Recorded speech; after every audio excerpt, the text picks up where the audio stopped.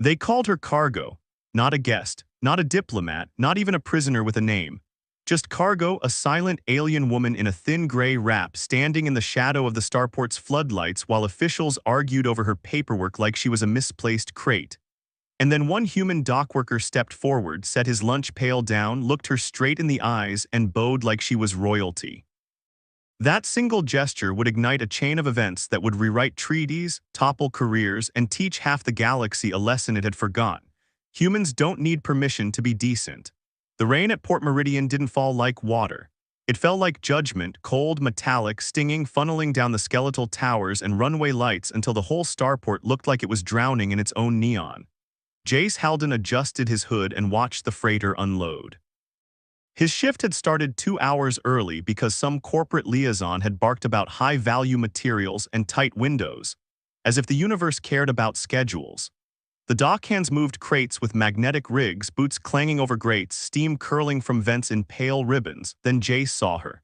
She stood near Bay 7 where the security line ended and the arguments began. Not in cuffs, not escorted like a prisoner, but fenced in by the body language of everyone around her. Guards kept their hands near their sidearms. Officials spoke across her, not to her, as if she were a bad smell they hoped would drift away. She was taller than most humans, with a narrow frame and a posture so still it looked practiced. Her skin had the faint opalescent sheen of deep sea shell reflecting the floodlights in soft color. A delicate ridge traced her cheekbones, her eyes were dark and glossy like polished obsidian. And she was soaked.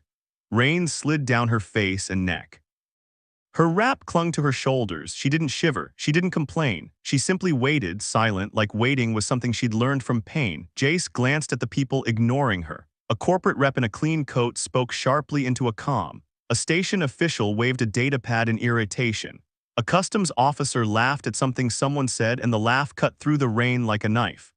Not even registered as a person, the customs officer said, loud enough for the guards to hear.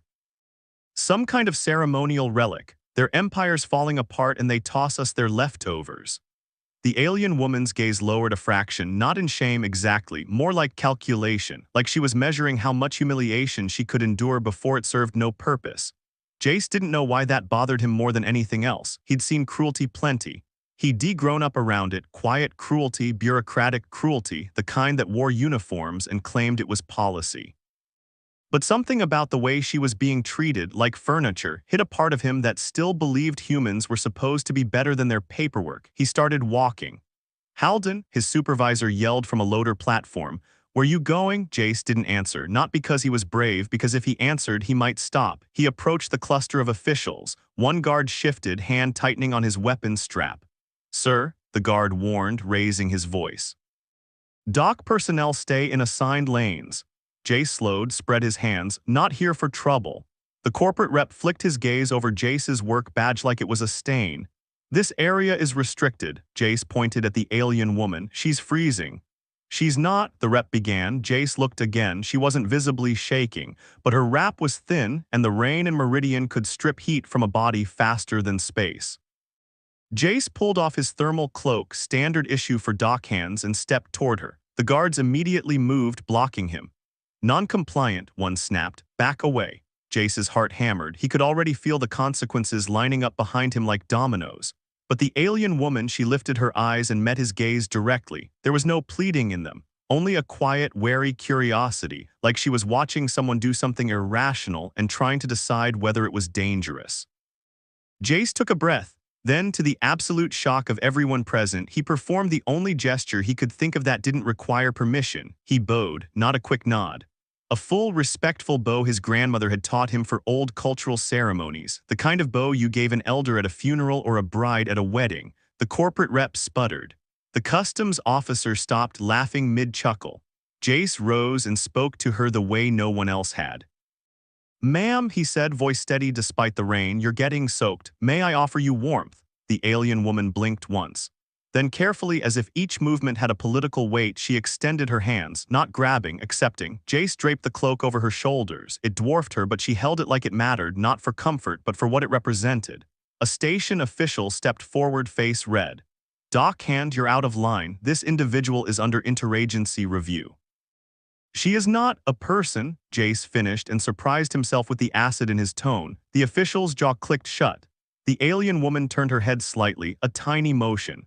But it silenced the officials more than Jace's words ever could. She spoke then. Her voice was low, resonant, shaped by a throat that made consonants softer than human speech. She spoke in trade common but with an old accent that sounded like history. "You are not afraid," she said. Jace swallowed. I'm just doing it anyway." A flicker passed behind her eyes, not laughter, something rarer, recognition. Around them, rain continued to fall like it had nothing to do with the moment that had just changed everything. They tried to remove her an hour later. Two security officers approached with a restraint harness, procedural, non-lethal, the kind used for livestock transport when a corporation didn't want to spend on real accommodations. Jay saw it from the loader platform and climbed down so fast he nearly slipped. "Hey," he shouted, "what are you doing?" The corporate rep didn't bother looking at him this time. "Transit enforcement. She's being transferred to holding until clearance." "She hasn't done anything. She is unverified." The alien woman stood with the cloak still around her shoulders, rainwater dripping from the hem. She didn't resist. She didn't argue. She watched. The same patient stillness. Jace's stomach twisted. He'd met people who had given up, but she didn't look like she'd given up. She looked like she was letting the universe hang itself with its own rope. Jace stepped between her and the harness. The guards immediately raised their hands. "Move, Halden." Jace took a breath and did something else his grandmother taught him, something old, stubborn, and inconvenient. He spoke clearly so everyone could hear. "Name her," he said to the officials. "If she's not cargo, if she's not livestock, then what's her name?" The corporate rep sneered. "Her designation is L." The alien woman interrupted softly. "My name," she said, "is Salith." Jace nodded once like that mattered, like it changed the air. "Salith," he repeated, "you're not putting a harness on her." The customs officer laughed again, louder this time. "Doc Boy thinks he's negotiating." Jace turned his head toward the laughing officer, eyes hard. "I'm not negotiating, I'm reminding you what you are." That wiped the laugh clean off the officer's face. A senior station administrator pushed through the crowd. She wore a badge with enough gold trim to make everyone else step back. Her hair was dry under an umbrella drone. "What is happening here?" she demanded. The corporate rep launched into a rapid explanation, review, liability, protocol, non-human classification pending. The administrator's gaze fell on Jace. "And you are?" "Jace Halden," he said. "Doc Crew. Doc Crew do not interfere with interagency transfers." Jace pointed at the harness. "Doc Crew also don't watch someone get treated like an animal." The administrator's lips thinned. "You are one complaint away from losing your job." Jace's throat tightened. It would be so easy to step back, so easy to let the system grind her down and tell himself he was powerless. But Salith stood behind him with the cloak around her shoulders like a banner. And Jace realized something that made him stand straighter. If he stepped back now, he would be teaching everyone watching that humiliation was normal. He couldn't control treaties, he couldn't control empires, but he could control the space his own spine occupied. "Then file the complaint," he said quietly. The administrator stared at him as if trying to decide whether he was foolish or contagious. Salith spoke again, barely above the rain. "Human Jace," she said, "why do you do this?" Jace didn't look back at her because if he saw her face, he might crack. "Because someone should have done it for me once," he said, "and they didn't." The words fell into the rain and stayed there, heavy as iron. The administrator exhaled sharply and made a decision. "Remove the harness," she snapped. The security officers hesitated. "Now," she repeated, voice like a blade. They obeyed. The corporate rep sputtered. "Administrator, you can't." "I can," she said. "This is my port. And until I see legal classification, she is treated as a sapient visitor under Meridian Station Charter." The corporate rep's eyes narrowed. "You're taking liability." The administrator's gaze flicked briefly to Salith, and for the first time Jace saw uncertainty in the administrator's expression, like she'd suddenly realized she might be standing in front of something far bigger than a problem. "Yes," she said. "I am." Jace let out a breath he didn't realize he'd been holding. Salith turned her head to Jace, and for the first time her expression softened like a mask shifting. "You have honored me," she said. Jace blinked. "I just stopped them from strapping you into a harness." "In my world," Salith said, "that is not just." They put her in a guest room. Not a luxurious suite. Port Meridian didn't hand those out to unverified aliens, but a clean, heated room with a bed and a door that locked from the inside. It was more than the galaxy had offered her so far. The administrator assigned a liaison to manage the situation, which mostly meant a nervous young clerk named Paris who kept checking his datapad like the answers might appear if he stared long enough. Jace was supposed to go back to work. He did for a while, but his mind kept snagging on the image of Salith standing in the rain, still as a statue, while people talked about her like she couldn't understand.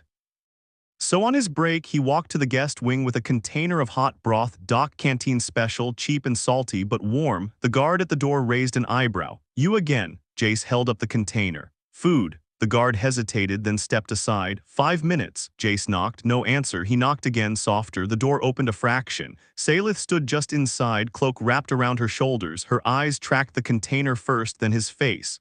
"You returned," she said. "Yeah." Jace held up the broth. "It's not fancy, but it'll warm you up." She stared at it like it might bite. Then she opened the door wider and stepped back. Jace entered and immediately noticed how bare the room was. No personal items, no luggage, no comm device, nothing. He set the broth on the small table. You got any allergies?" Salith tilted her head. "Allergies, never mind." He popped the lid. Steam rose, smelling of pepper and synthetic chicken. Salith watched the steam with an intensity that made Jace weirdly self-conscious. "You do not fear poisoning," she said. Jace snorted. "I'm a dockhand, not an assassin." Salith approached with slow care, then lifted the container to her nose. She inhaled, and for the first time she looked human-adjacent, not in features, no, in that small, involuntary reaction to warmth and scent, like the body remembering safety. She took a sip. Her eyes widened slightly. "It is simple," she said, as if surprised. "And honest," Jace shrugged. "That's our canteen's whole brand." Salith sat, not perched, not ready to flee, sat like someone who had decided the chair was allowed to support her. Jace leaned against the wall, arms folded. For a minute neither of them spoke. The hum of the room's heater filled the space. Then Salith asked quietly, "On your world, do you honor strangers?" Jace thought of the port officials, the harness, the laughter. He thought of his grandmother's bow. "Sometimes," he said, "not enough." Salith held the broth with both hands. "In the cities of my people, honor is displayed like jewelry, bright, loud, for those who can afford it." She looked at him. "But you gave honor in the rain where no one would reward you." Jace felt heat creep up his neck. "I wasn't looking for reward." Salith's gaze sharpened. "That is why it is rare." Jace frowned. "Why were they treating you like that? You're clearly important." Salith's mouth tightened, a subtle shift of the jaw. "I am important," she agreed, and there was no arrogance in it, only fact. "But importance makes enemies, and enemies make stories. Stories become designations." Jace pushed off the wall. "So what's the real story?" Salith looked down at the broth. The steam had faded. "My empire is fractured," she said softly. "My title is contested. My presence is inconvenient." Jace waited. She finally lifted her eyes to him, and something ancient and heavy lived there. "I was sent here," she said, "as a test." Jace blinked. "A test?" "Yes," Salith's voice dropped lower, "to see if humans are what the reports claim." Jace felt a chill that had nothing to do with rain. "What do the reports claim?" Salith's lips curved faintly, not quite a smile. "That humans are dangerous," she said, "because when you decide someone has worth, you act as though the universe must agree." Jace stared. "That's the nicest threatening thing anyone's ever said to me."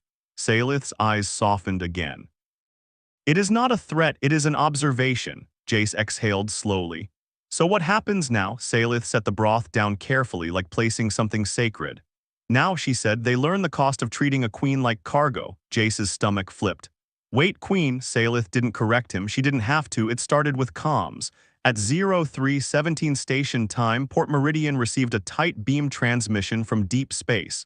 No ship transponder, no greeting code.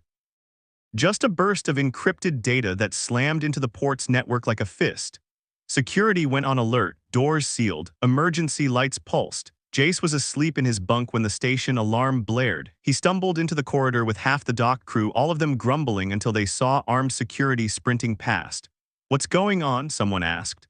"Unknown fleet," a guard shouted back. Jace's blood went cold. Fleet. He ran. He didn't think about protocol. He didn't think about his job. He only thought of Salith alone in a guest room while the station panicked. When he reached the guest wing, the guard at the door was pale. The guard began. Jace shoved past him. Salith stood in the hallway, calm as a still pond. The thermal cloak was around her shoulders like a coronation mantle. Paris, the clerk, hovered behind her, sweating. "You should be in your room," Jace said, breathless. Salith looked at him. "I am exactly where I should be." The station administrator arrived a moment later, flanked by two security captains. Salith, the administrator said, voice tight, we have an unidentified force at the edge of our detection range. They are demanding confirmation of your status. Salith's eyes glinted. And what did you reply? The administrator hesitated, and Jace saw the truth. She hadn't replied, because replying meant acknowledging a possibility that could shatter careers and start wars. Salith turned her gaze to the security captains. Open the channel, she said. The captain stiffened. Ma'am, we don't. Salith didn't raise her voice. She didn't threaten. She simply looked at him as though the idea of refusal didn't exist, and the captain, trained, armed, proud, swallowed and nodded. Yes, ma'am. The channel opened. A voice poured through the corridor speakers, deep, layered, translated imperfectly into human ears. Confirm the heart throne. The phrase hit the air like a drum. Port staff exchanged confused looks. The administrator's face went even paler. Salith stepped forward, her posture changed. Not dramatically, no cinematic flair, just a subtle alignment of spine and shoulders like a blade sliding into its sheath. This is Salith, she said into the open channel. The corridor went silent. Even the station's ventilation seemed to hold its breath. On the speakers, the alien voice shifted. The translator struggled, then delivered the words in a trembling approximation. "My queen." Jace felt his knees weaken. The administrator stared at Salith like she'd discovered she'd been housing a storm. Salith continued, calm and absolute. "You have my confirmation," she said. "Stand down and hold position." There was a beat, one heartbeat, two, then "At once, we live to serve." The channel cut, alarms still flashed, but the panic in the corridor had turned into something else. Fear. And something that looked suspiciously like shame. The administrator found her voice. You didn't tell us." Salith looked at her. "You did not ask me as a person, you processed me as a problem."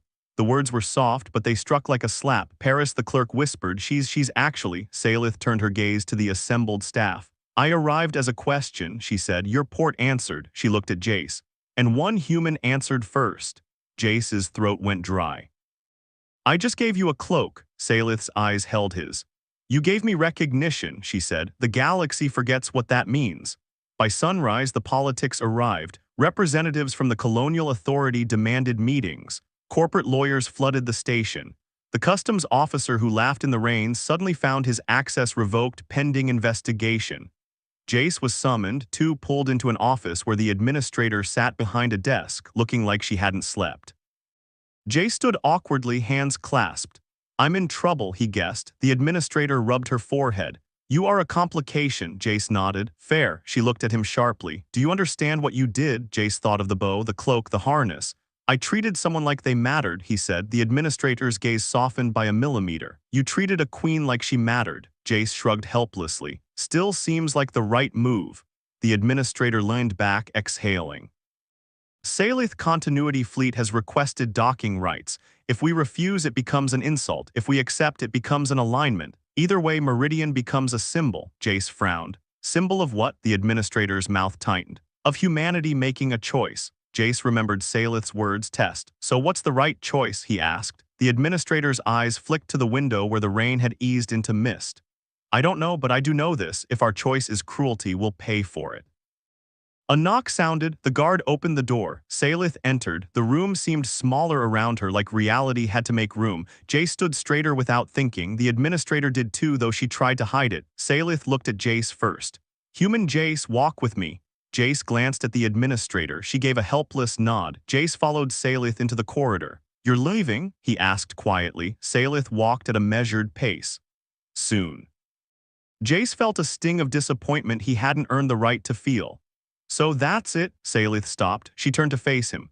"On my world," she said, "we have a word for the person who speaks to the condemned as if they are still alive." Jace frowned. "What word?" Salith's gaze was steady. "Kingmaker." Jace let out a short laugh. "That's dramatic." "It is accurate," Salith said. Jace sobered. "I didn't make you a queen." Salith's expression softened, almost gentle. "No," she agreed. "But you reminded my people what a queen should be." Jace didn't know what to say to that. Salith continued, voice quiet. "My rivals wanted me humiliated, broken, reduced to an object so that my claim would look weak."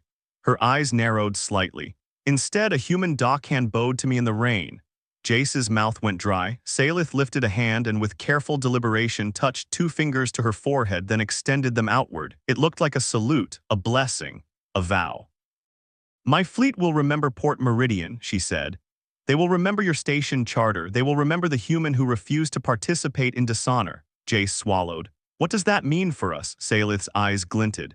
It means, she said, when the galaxy asks what humans are, we will answer with your gesture. Jace stared. Salith stepped closer. The thermal cloak shifted, and for a heartbeat she looked exactly like what she was, a sovereign wrapped in borrowed warmth.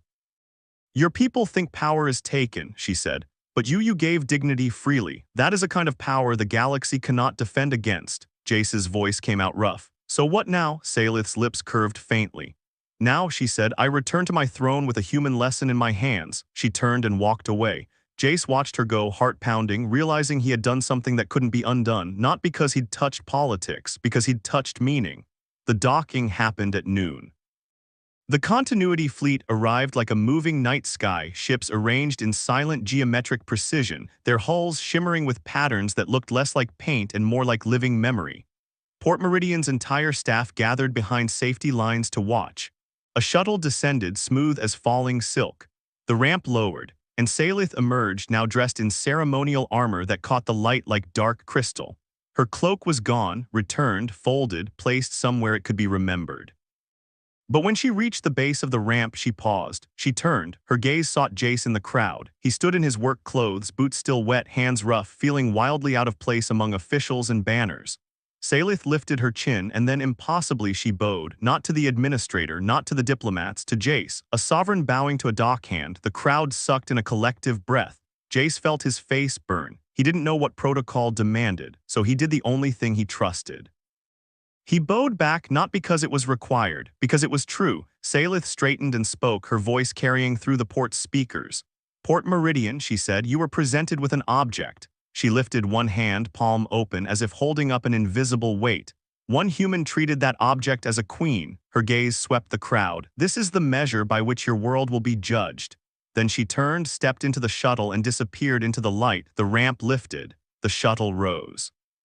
And the fleet, vast, disciplined, terrifying, held position for 3 full minutes in silence. Then in perfect unison their ships angled outward.